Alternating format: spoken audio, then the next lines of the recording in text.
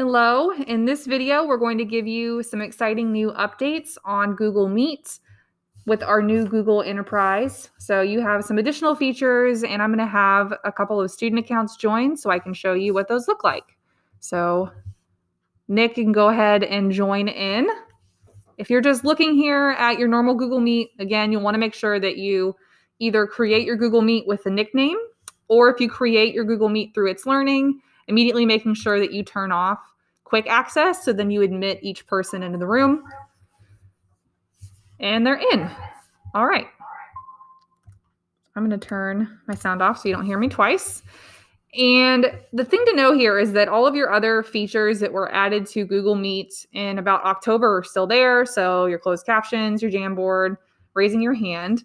The new features that are available are up here at the top. It's this little puzzle piece looking buttons here, and it's called Activities.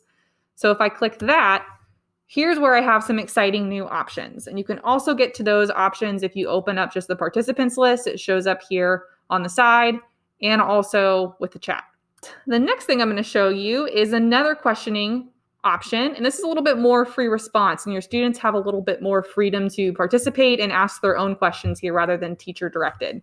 And this is the Q&A button. So if I click Q&A, I have some options here, and this is going to turn on the ability for my students to ask questions.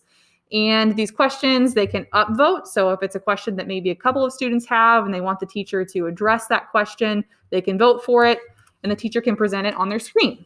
So I clicked turn on. There's a notification that shows up for the students on their screen, and it's me, the teacher.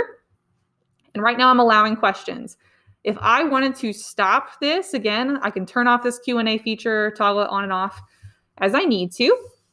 You have some options here in how you can display the questions. And now that we have a question, I can show that a little bit better. So I can mark this as answered. So you don't actually have a text box here where you can write out the answer. The idea is that you verbally answer the question on the call for your students. So I can mark this as answered, which I'm going to do. I can delete that question. And I can also hide questions if I want to. So if you don't want this question about, can I have a snack now, displayed for all the students in the class, I can hide it.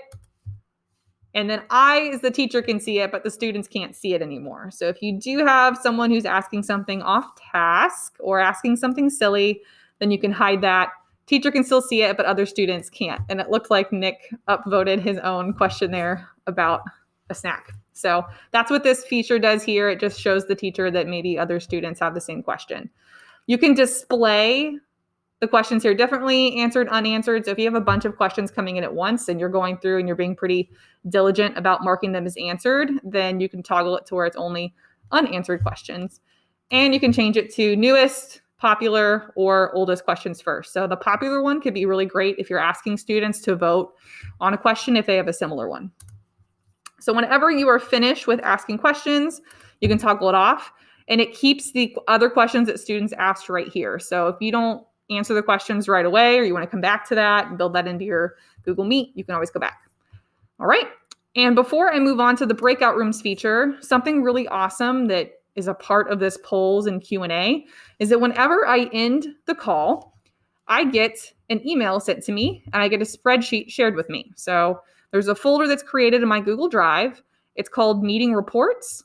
And then there's a subfolder there that timestamps it with whatever that Google Meet was, the name of the Google Meet if I gave it a nickname. And then because we did polling and surveying, it gives me a spreadsheet here that has all of my poll results. It has the students' names. It always tracks their names because they have to sign in with their Google account to even join the Meet in the first place. Shows me their answers. And then I also get a spreadsheet if I use the Q&A function. And it shows me who asked what questions, when they asked it, the number of votes it got, and then if I answered it, cleared it, submitted, deleted it, basically shows me anything that I did with that question in the call. So it always shares that with you immediately after you end the Google Meet, and you have a folder here for reference if you need to. So that could be really helpful for reference if you need to go back and check it out after a meet.